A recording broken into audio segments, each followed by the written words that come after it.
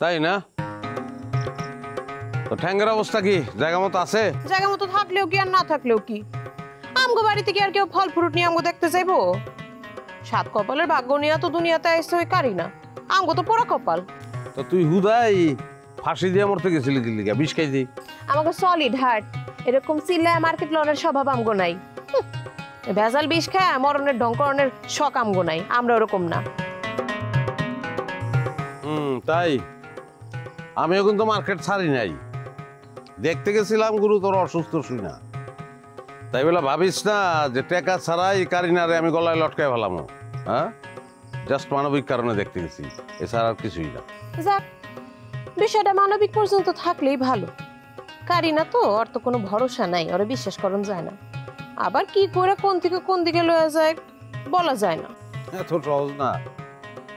আমি গুড্ডি না আর ওর হাতে নাটাইও নাই যে টান দিব আর আমি গোত্তা খেয়ে গিয়ে ওর কোলের উপরে পড়লাম। বিষয়টা তো এত সহজ না। হ্যাঁ, টেনশনে কিছু নাই, এগুলা চিন্তা না করিয়া তুই তোর বাপের গিয়া টাকা রেডি করতে কর, তাইলেই আছি।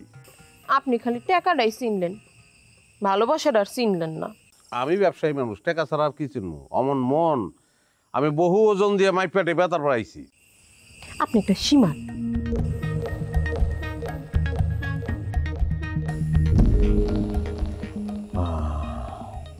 কে সুরুজ?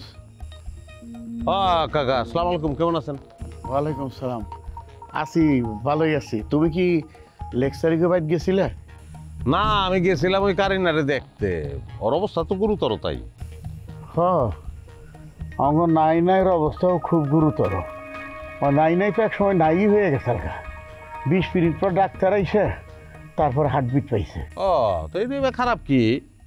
20 মিনিট অন্তত মৃত্যুদূতের লগে সাক্ষাৎ হয়েছে, খারাপ না তো। হ্যাঁ, তুমি আমাকে বাড়িতে নাও, তোমার সাথে খুব খুশি হব। না কাকা, সময় তো বইরে রয়েছে। কাকি তো কয়দিন পর পর এই পরপারের বিচার লেগে খারায়, তো ওইরকম অবস্থা হইলে আবার আসুন নাই। কাকা জায়গা, আসসালামু আলাইকুম। ওয়ালাইকুম সালাম।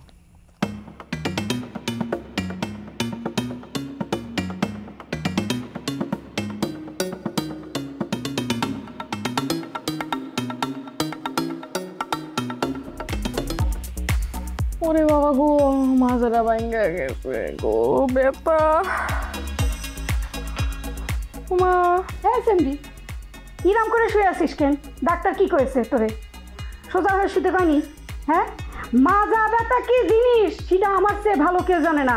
সোজা হয়েছ, একেবারে টান টান সোজা হয়েছ, নালি পরে কিন্তু আমার মতো অবস্থা হয়ে যাবে নি। সোজা হয়েছ।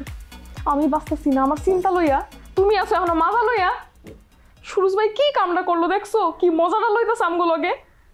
আর মরিয়ম খালা কি নিষ্ঠুর মানুষ। হ্যাঁ, বিপদে আপদে হ্যাঁ অসুস্থতার সময় আমি কি কম খেদমত করছি? পাও টিপসি, মাথা টিপসি, হ্যাঁ কত সময় দিছি। আর আমার দুর্দিন একটু খোঁজ খবরও লইলো না আমার। ইডারই কয় মানুষ। এখন পোলা পাইছে না, সব ভুলে গেছে। আগের দিন বাগে খেয়েছে। আগের দিন বাগে খাইনি, আগের দিন মানসি খাইছে, ওই মরিয়ম বিবি খাইছে। একটু আগে দেখলাম ওই সুরুজ ফল ফলালি নিয়ে কারিনারে দেখে আসলো। কি?